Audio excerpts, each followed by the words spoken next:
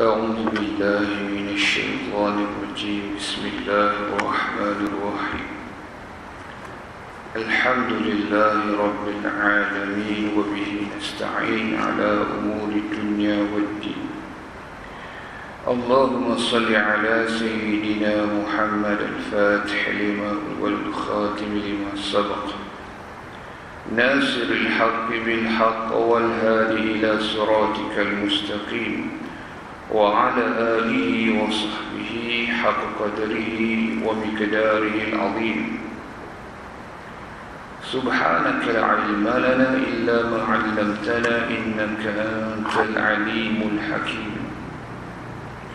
قال رب اشرح لي صدري ويسر لي أمري واحلل عقدة من لساني يفقه قولي ولا حول ولا قوة إلا بالله العلي العظيم ولا حول ولا قوة إلا بالله العلي العظيم بمئة ألف ألف ألف لا حول ولا قوة إلا بالله العلي العظيم نويت تعلم وتعليم والنفع والانتفاع والمذكر والتذكير والإفادة والاستفادة والحث على التمسك بكتاب الله وبسنة رسول الله صلى الله عليه وسلم والدعاء إلى الهدى والدلالة على الخير ابتغاء وجه الله ومرضاته وقرب وثوابه آمين اللهم آمين عما بعد السلام عليكم ورحمة الله تعالى وبركاته. Alhamdulillah, sidang hadirin hadirat muslimin muslimat yang dirahmati Allah Ta'ala, wabil khusus jamaah Masjid Al-Mujahidin Damansara Utama, Petaling Jaya, Selangor Darul Ihsan. Syukur kepada Allah, kita akan sambung lagi pengajian kita setelah kita sama-sama menunaikan salat fardu maghrib berjamaah tadi, berzikir, berdoa, salat sunat kita, dan kita akan terus mempelajari ilmu yang wajib bagi kita pelajari, iaitu ilmu tauhid, akidah ahli sunnah wal jamaah. Bagi yang ada kitab tu, ada di tengah-tengah tu ada kitab, kitab wakaf untuk masjid. Jadi insya-Allah kita masuk kepada muka surat yang, kalau buku besar tu dia tak sama dengan saya, tapi isi kandungan sama. Buku saya yang cetakan kecil. Jadi kalau buku tuan-tuan, pelajaran pertama, tajuk dia pelajaran pertama. Ya. Baik. Buku saya buku surat 2, mungkin buku tuan-tuan buku surat 1. Ada kat situ, kalau boleh ambil ya. Kata pengarang, pelajaran pertama, erti tauhid dan pengambilannya. Kita biasa dengar, jadi kita tekan apa kita sebut dalaminya, mendalaminya maksudnya. Erti tauhid ialah mengesakan, iaitu mempercayai Allah esa ataupun satu ataupun tunggal. Mengesakan Allah Ta'ala, itu makna mengesakan. Tiada yang lain, hanya Dia. Esa pada zat, esa pada sifat, esa pada perbuatan. Tak ada yang seumpama dengan Allah Subhanahu wa Ta'ala. Allah sebut di dalam Al-Quran, Qul huwallahu ahad. Allah sebut di dalam Al-Quran, Lau kana fihima alihatun illallahu lafasadata. Allah sebut di dalam Al-Quranul Karim tentang keesaan Allah Subhanahu wa Ta'ala. Seterusnya, ilmu tauhid ialah pelajaran-pelajaran yang membahaskan tentang rukun-rukun iman. Tadi bila sebut tentang ilmu tauhid pula, ianya satu pelajaran yang membahaskan tentang rukun-rukun iman. Jadi rukun iman itu ada 6 perkara. Yang ini percaya kepada Allah, percaya kepada malaikat, percaya kepada kitab-kitab, percaya kepada rasul-rasul, percaya kepada hari kiamat, dan percaya kepada qada dan juga qadar. Bila disebut rukun, makna rukun itu adalah bahagian yang terpenting di dalam sesuatu perkara. Kalau yang rujuk kepada kitab, dia ada tulis rukun iman. Apa makna rukun? Bahagian yang terpenting di dalam sesuatu perkara, tanpanya tiadalah perkara tersebut. Maknanya Tuan Haji Nurdin, bila sebut 6 rukun iman tu tak boleh cerai tanggai walau satu. Daripada 6 tu, satulah tak nak percaya, jangan. 2 lah saya nak percaya, 4 saya tinggal, jangan. Sebab makna rukun itu sendiri kalau dia tinggal, maka tak adalah perkara tersebut. Macam kita solat, 13 rukun solat tak boleh tinggal. Kalau tinggal satu jadi apa? Habis solat. Sama maksud di sini. Jadi rukun-rukun iman yang 6 perkara. Iman maksudnya percaya. Nanti pelajaran yang kedua nanti kita bahas. Dari sudut istilah, percaya akan adanya Allah, wujudnya Allah, dan apa dia? Dan membenarkan apa yang dibawa oleh Nabi Muhammad SAW. Tak boleh tak percaya walau satu nak. Walau satu, hak ni saya nak pegang lah, hak lain saya tak mau. Dia pilih-pilih pula daripada Nabi. Jangan. Sebab bila kata iman, apa dia tadi? Percaya adanya Allah dan apa dia tadi? Yang dibawa oleh Rasulullah SAW tak boleh kita ingkari walau satu. Itu makna iman. Baik, seterusnya yang 6 perkara dengan dalil-dalil yang tepat untuk membulatkan i'tiqad atau kepercayaan kita. Jadi makna dalil, bahagian yang terpenting di dalam sesuatu, dalil maksudnya sesuatu yang menunjukkan kebenaran atas sesuatu. Bila kita mengaji ilmu tauhidnya, ada 2 dalil dia bang. Satu dalil nakli, satu dalil akli. Dalil nakli ni mana? Dalil daripada yang dinakalkan, yakni daripada Al-Quranul Karim dan juga Al-Hadis. Itu. Manakala dalil yang disebut dalil akli, yakni dalil daripada apa dia? Akal yang waras dapat beza antara mana baik, mana buruk. Sebagai contoh, akal yang waras tidak boleh terima Tuhan itu tak wujud. Juga akal kita yang waras tak boleh terima Tuhan tu ada mula. Dan akal kita yang waras tak boleh terima Tuhan itu binasa. Sebab tu kita kata, kalau kita guna betul-betul akal kita yang waras, yang normal ini, maka boleh beza. Tuhan tu pasti ada wujud. Nanti kita bahas satu-satu wujud yang bagaimana, hakikatul wujud. Apa maksud hakikatul wujud? Wujud yang benar-benar, wujud yang tiada mula, tiada akhir. Cuma nak bagi tahu overview tu saja. Kembali. Jadi untuk membulatkan i'tiqad, yakni kepercayaan atau pegangan dalam hati kita, atau kepercayaan kita kepada Allah dan kepada ajaran-ajaran agama Islam yang dibawa oleh Nabi yang akhir, iaitu Sayyidina Muhammad sallallahu alaihi wasallam. Antara ciri Nabi yang pertama, diri Nabi itu manusia, lelaki, merdeka, selamat daripada kecelaan pada dirinya dan nasab keturunan atasnya. Yang kelima, menerima wahyu daripada Allah. Yang keenam, baru untuk Rasul menyampaikan, wajib menyampaikan. Itu mengenai Nabi dan juga Rasul. Yang akhir, kenapa kita sebut yang akhir? Kerana Nabi yang akhir yang dimaksudkan diutuskan di dunia. Diutuskan. Habis Nabi Isa tu macam mana? Nabi Isa itu yang ditangguhkan ajal. Ditangguhkan ajal. Ada tugasnya Nabi Isa. Nanti bunuhnya Dajjal. Apa lagi? Akan memerintah dunia bersama Imam Mahdi Al-Murtadha. Di situ.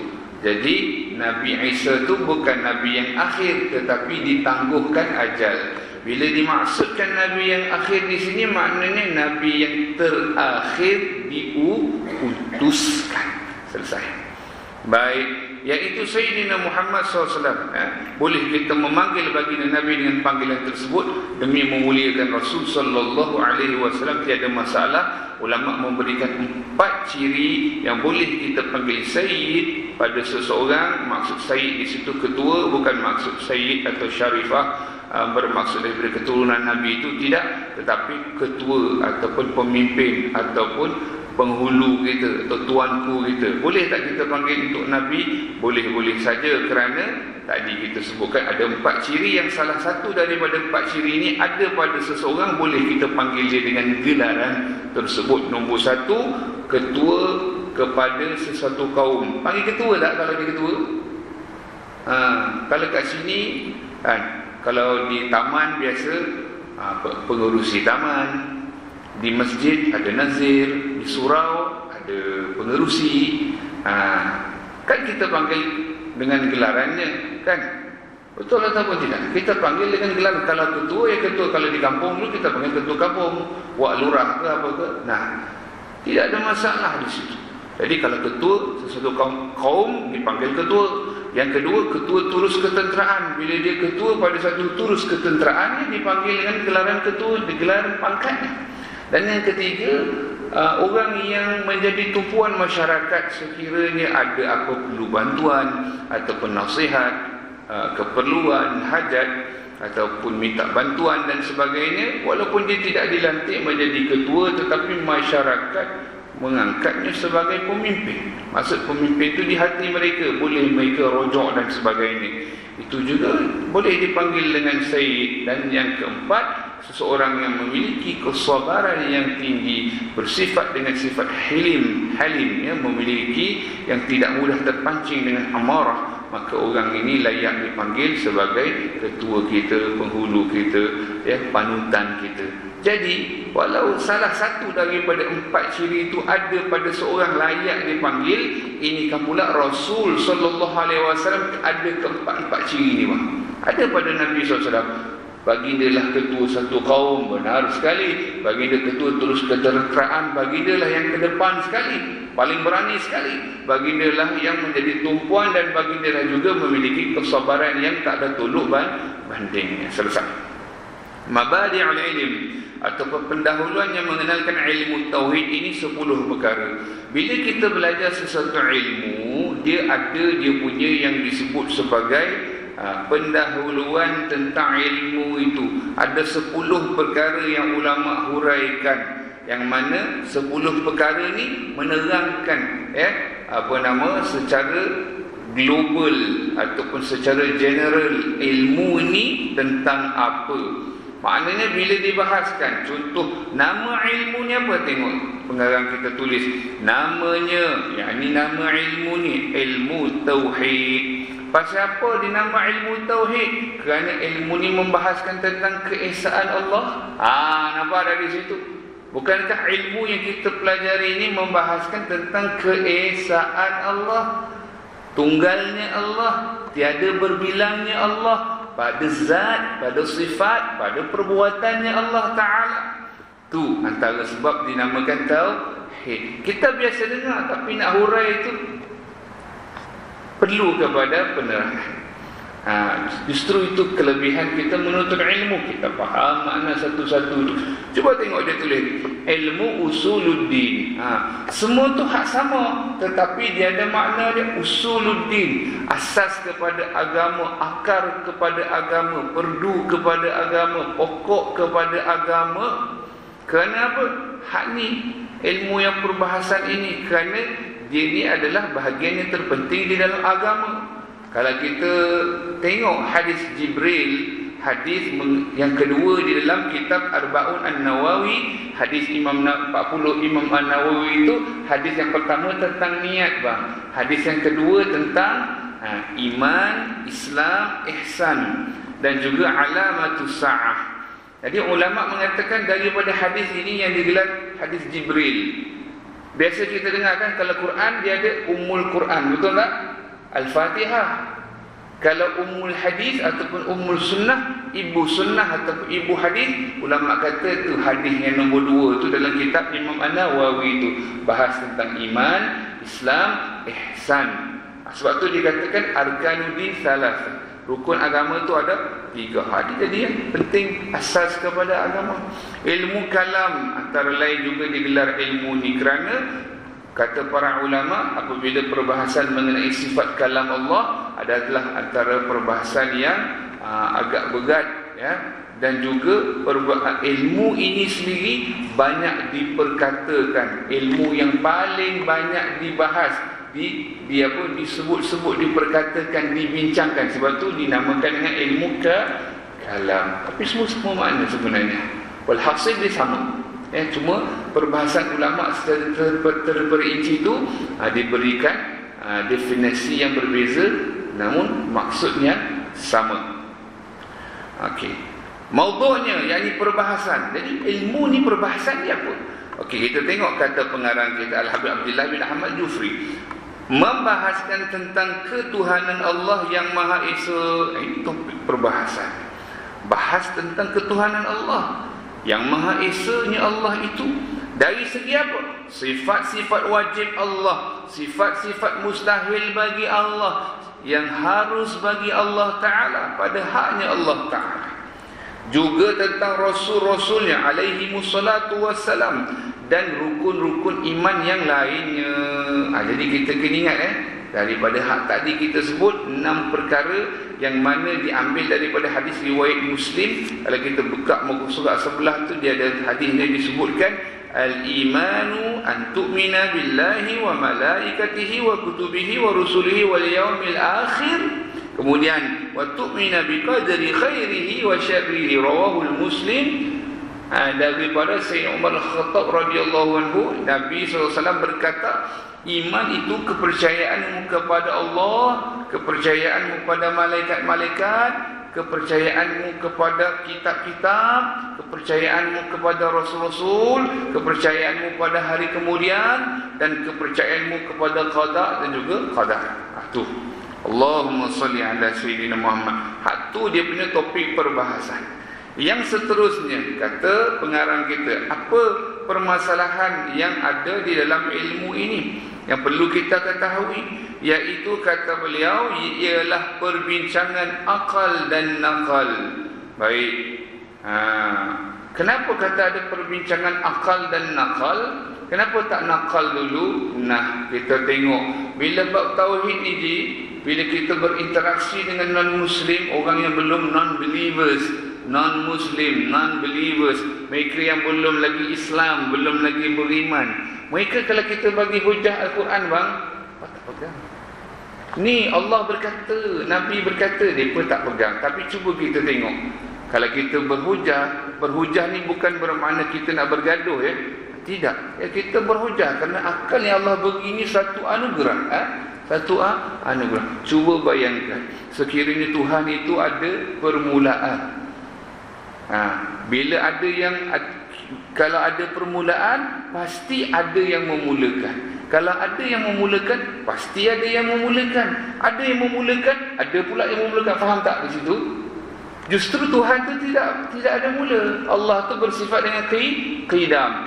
Kita dah hafal lah sifat 20 ni. Kita dah faham, kita dah hafal dan mendarah daging. Cuma pada hari ini dan seterusnya, daripada awal permulaan kita mengaji ini, untuk kita memahami in detail. Kenapa bang? Supaya dapat menangkis segala syubhat-syubhat ataupun ada anasir-anasir yang bukan daripada ahli sunnah wal jamaah, yang cuba nak mempengaruhi seseorang itu untuk ikut kepada dia. Dengan adanya kita faham secara terperinci, dapat menolak mereka. Saya bagi contoh, orang belajar ataupun kita hafal, kita baca Allahu wujud qidam baqa mukhalafatu lil hawadith. Orang yang belajar wujud, kalau dulu dia tidak percaya Allah sebelum dia masuk Islam, atau kita sebut senang ateis lah, orang yang ateis, yang pegang ateism, komunism dan sebagainya, tak percaya kepada Tuhan. Bila mana dia mula beriman, mengucap syahadah bang, antara yang pertama dia hilang daripada dia, tak percaya akan adanya Tuhan. Dia mula meyakini Tuhan itu ada. Sebab kita ngaji hak mula wujud. Nombor 2, bila mana dia mengaji, bila dia dah bagi orang yang itu, yang hak tadi dia sudah meyakini. Yang kedua, bila dia sudah faham, maka dia tahu bahawasanya Tuhan itu tak ada mula. Sebab kalau ada mula, pasti ia baharu. Dan baharu itu adalah makhluk. Baharu makna ada mula. Makhluk tu makna yang dicipta.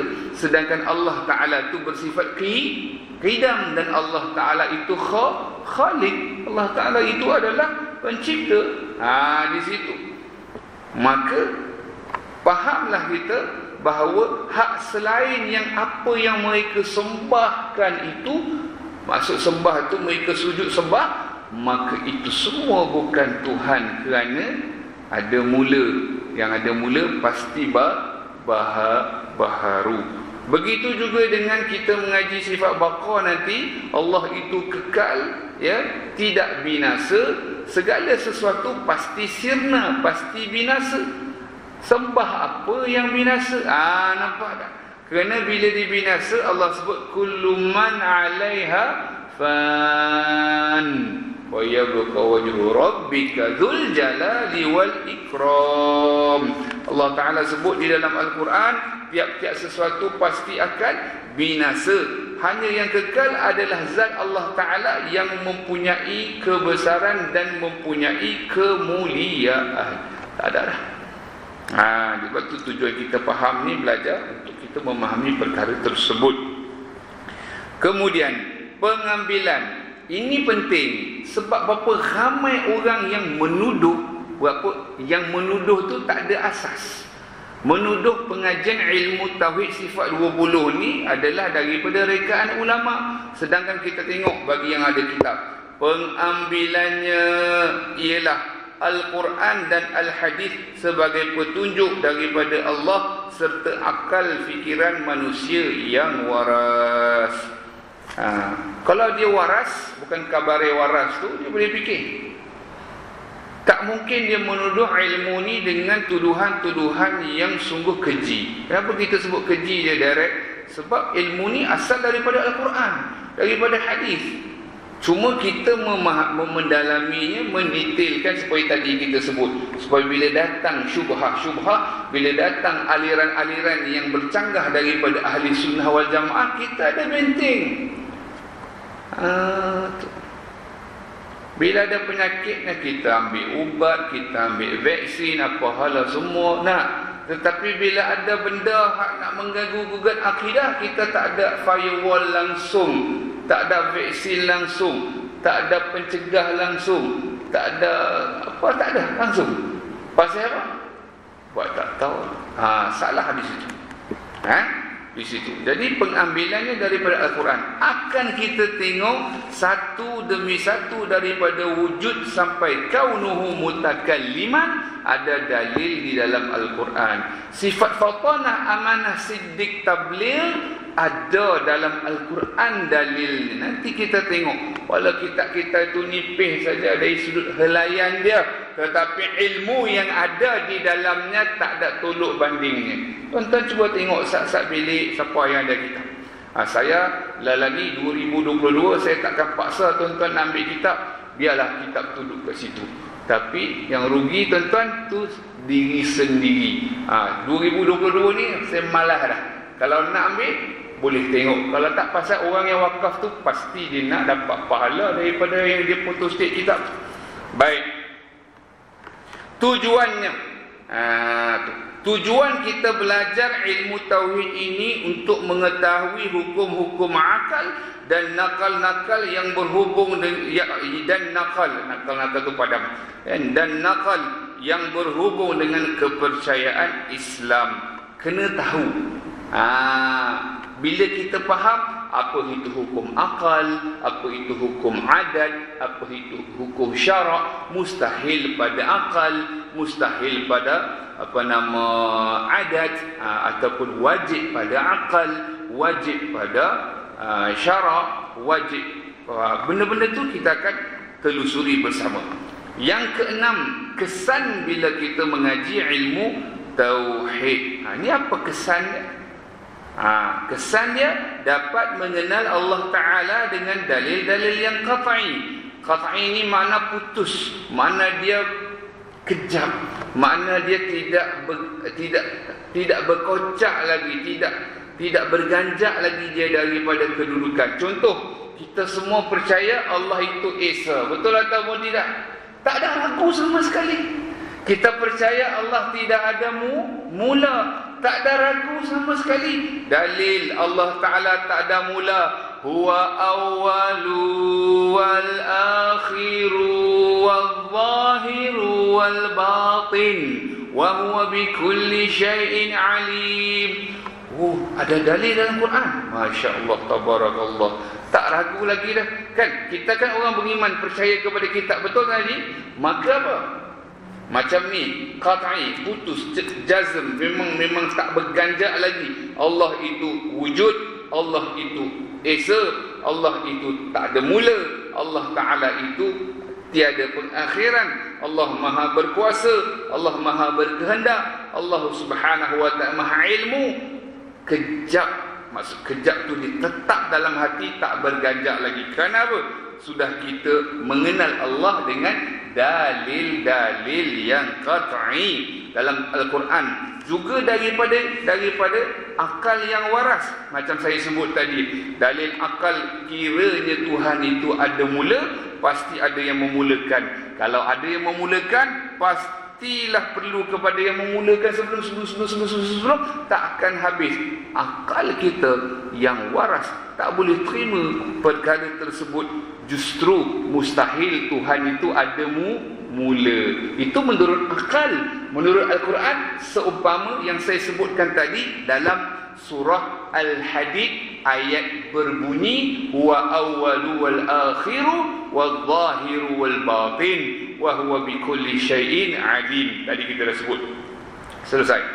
Yang seterusnya, lagi bila kesan kita belajar dapat kenal Allah dengan dalil-dalil yang jelas, qat'i, putus, jazm, tak ragu-ragu lagi.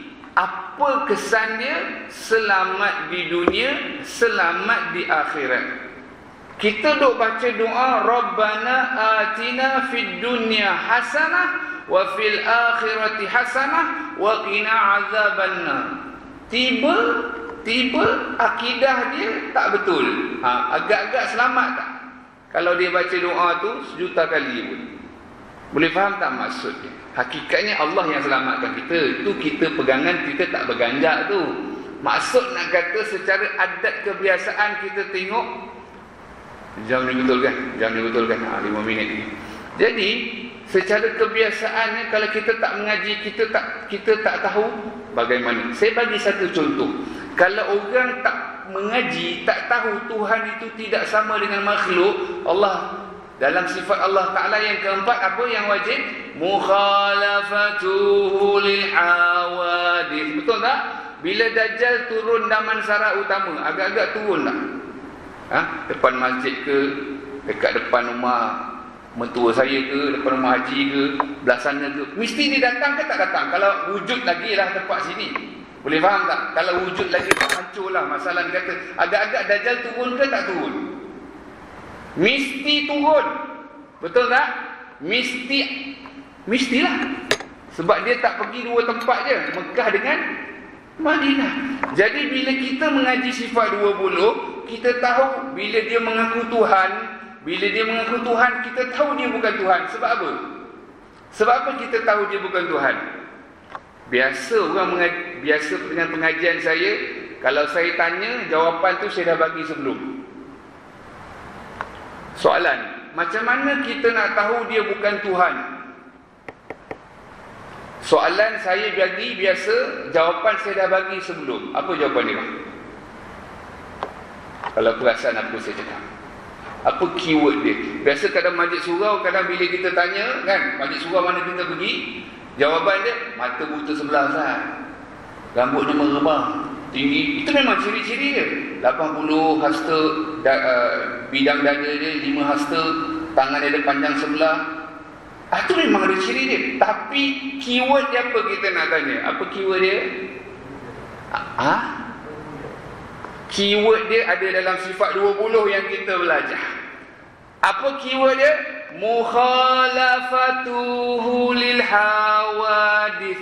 Semua kita, kalau kita hidup lagi lah, kalau boleh tak payahlah time tu. Tapi kalau kita sekiranya kalau kita tak panjang umur, anak cucu kita mungkin tak bertemu. Bila mereka bertemu, macam mana nak tahu tu bukan Tuhan? Tu apa dia tadi? Allah tak sama makhluk. Tuhan itu tidak sama makhluk. Itu pentingnya kita belajar tadi. Bila tiba orang nak meninggal dunia, jangan main-main. Orang nak meninggal dunia, tu datang 7 gerombolan syaitan, yang satu gerombolannya ada 70,000. Sebab tu orang nak mati ni kena berhati-hati. Pasal apa? Orang nak mati kena berhati-hati. Ingat apa? Hak tu last tu, syaitan nak datang kacau tu. Pasal dia tu musuh yang utama. Dia kacau. Yang mana boleh menyelamatkan kita? Hakikatnya Allah. Antara sebabnya kita ni belajar ilmu tauhid, mengerti. Hak cuba dia nak cocok tu semua tu, nak pengaruh kita ikut hak lain, kerana berkat kita mengaji. Jadi bila dia main, macam mana kita nak tahu tu bukan yang dia claim, dia dakwa dia Tuhan? Kerana Tuhan tidak sama makhluk, tak beranggota, tidak bertempat, tidak berjisim, tidak berarah. Boleh faham? Selesai. Perbandingan dengan lain-lain ilmu ialah ilmu tauhid hanya berkisar pada i'tiqad atau kepercayaan seseorang, sama ada kufur atau iman, syirik atau ikhlas beragama kerana Allah. Kelebihan atau keutamaan ilmu ini mengatasi segala ilmu. Hak nombor 1 ilmu nisbah agama Islam, ini ilmu tauhid. Kerana ilmu tauhid ini berhubung dengan zat Allah Subhanahu wa taala dan rasul-rasulnya alaihi wassalatu wassalam. Yang mula-mula menyusun ilmu ini, makna hak menyusun dari sudut keilmuan, berkitab semua, iaitu Imam Abu Hasan Al-Asy'ari dan Imam Abu Mansur Al-Maturidi. Kalau kita tahu dalam imam kita dalam akidah, Imam Abu Hasan Al-Asy'ari, Imam Abu Mansur Al-Maturidi. Imam kita dalam fiqh, Imam Nu'man bin Thabit, Imam Ahmad Abu Hanifah, Imam Malik bin Anas, Imam Malik, Imam Muhammad bin Idris Asy-Syafi'i dan Imam Ahmad bin Hanbal. Itu dalam fiqh. Dalam tasawuf, imam kita Imam Junaid Al-Baghdadi dan Imam Al-Ghazali. Kena kenal nama-nama ini. Yang mula-mula menyusun tadi kita sebutkan. Namun hakikatnya daripada siapa? Nabi Adam AS hinggalah kepada Rasulullah SAW. Yang tadi saya sebutkan disusun sampai jadi kitab macam ni. Jadi hak mula-mula Imam Abu Hasan Al-Asy'ari dan Imam Abu Mansur Al-Maturidi. Ini penting sekali untuk semua kita ni tengok hukum mempelajarinya. Ilmu ni tara mana? Agak-agak ilmu ni tengok ialah fardu ain atas setiap orang mukallaf, lelaki dan juga perempuan. Apa bermakna mukallaf? Mukallaf golongan yang diberati hukum syarak ke atasnya terdiri dari 2 golongan, jin dan juga manusia. Cirinya ada 4. Yang muktamad 2, berakal dan baligh. Yang ketiga, sampai seruan dakwah Nabi Muhammad SAW ataupun Islam. Yang keempat, sempurna panca indera, tidak pekak dan buta sekaligus. Kalau buta pekak sekaligus, bukan mukallaf lagi, lelaki maupun perempuan. Justru tak ada siapa yang terkecuali untuk belajar ilmu ini. Kalau dia tak gila, dia kena mengaji. Kalau dia belum cukup umur, dah cukup umur, tak terkecuali. Sampai tak seruan dakwah Nabi ataupun Islam, sudah sampai. Dia pekak ke? Dia buta ke sekaligus? Dah. Jadi kena belajar. Jangan sia-siakan peluang ini. Memang pertemuan kita jarang-jarang, sebulan sekali. Namun bila ada peluang seumpama begini, jangan dibiarkan masa berlalu begitu sahaja. Rugi dan rugi. Moga Allah Ta'ala berkati. Saya ingat 8.40 lah. Tu kita masuk kepada pelajaran yang kedua pada kuliah yang akan datang dengan izin Allah Ta'ala.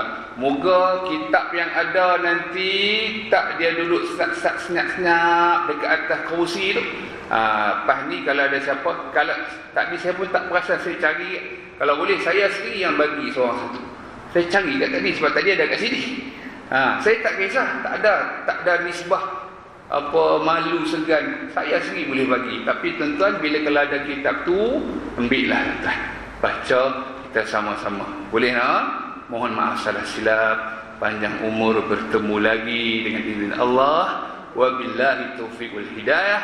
Wassalamualaikum warahmatullahi taala wabarakatuh. أعوذ بالله من الشيطان الرجيم بسم الله الرحمن الرحيم الحمد لله رب العالمين والصلاة والسلام على أشرف الأنبياء والمرسلين سيدنا مولانا محمد النبي وعلى آله وصحبه أجمعين اللهم فقهنا في الدين وعلمنا التعويل وفتوح العارفين واهدنا إلى صراطك المستقيم يا مقلب القلوب ثبت قلوبنا على دينك وعلى طاعتك ربنا تقبل منا إنك أنت السميع العليم وتب علينا يا مولانا إنك أنت التواب الرحيم ربنا آتنا في الدنيا حسنة وفي الآخرة حسنة وقنا عذاب النار وصلى الله على سيدنا Muhammad wa alihi wasallam walhamdulillah.